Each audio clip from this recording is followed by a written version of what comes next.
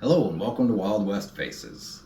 Today's episode talks about one of the most well-known battles in the Old West, the Battle of the Little Bighorn. This story, though, focuses on one individual from that battle, a Private Vincent Charley. He was a 27-year-old farrier for the 7th Cavalry's D Company.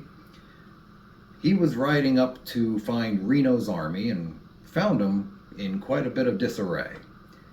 Well, they heard the shooting begin from north of them, a couple miles away, and they rode up on top of a hill to see what was going on. Well, the Native Americans discovered them, and chaos ensued. Listen to this exciting story, telling of how Vincent's body was recently found, exhumed, and positively identified through modern forensics. Listen to this exciting story here on Wild West Faces.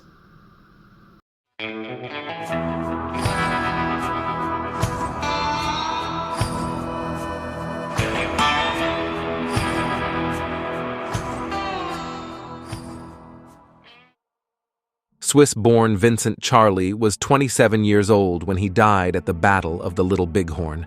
He was the farrier for the 7th Cavalry's D Company and had been in the army for 5 years.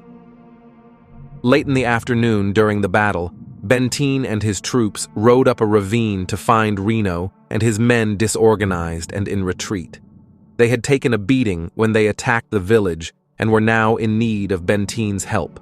Off to the north, they all heard gunfire twice in volleys, and they suspected it was Custer, now engaged in battle. One, then another 2 companies rode towards the highest spot around them, Weir Point, where they hoped to see Custer and his troops. As they gained the summit, they saw before them thousands of warriors scattered over the hills. On Last Stand Hill, around 3 miles away, they could see the Indians riding about, firing into the ground. This, of course, were the warriors firing into the wounded and dead after the battle. The troops formed a skirmish line and traded long-range shots with the Indians for an hour. Officers decided that this was a terrible place to fight, with little cover and no water. The increasing numbers of Indians heading towards them confirmed their decision, and they retreated back to the hill they had came from. As the men rode off, an officer and his orderly lingered a few moments more. Lieutenant Edgerly and Private Sanders galloped away just as warriors were swarming up the hill.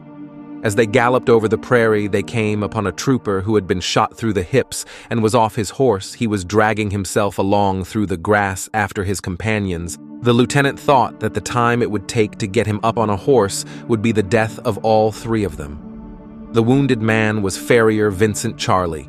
The lieutenant told him to hide in the grass and he would come back for him. Then he and his orderly galloped off to join their comrades. When they had gained some distance, they looked back to see a group of warriors standing over Vincent Charley.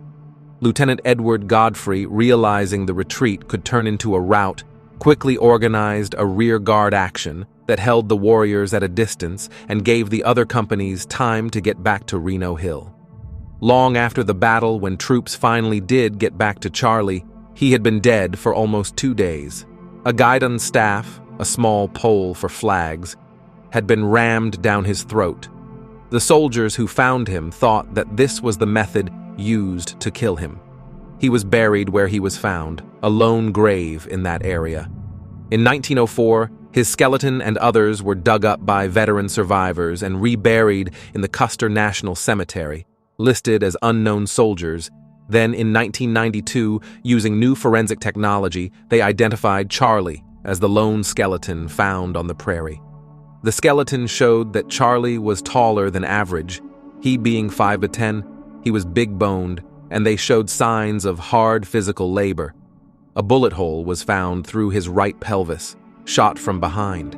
A facial reconstruction was done on the skull, and today we can see what Vincent Charley actually looked like.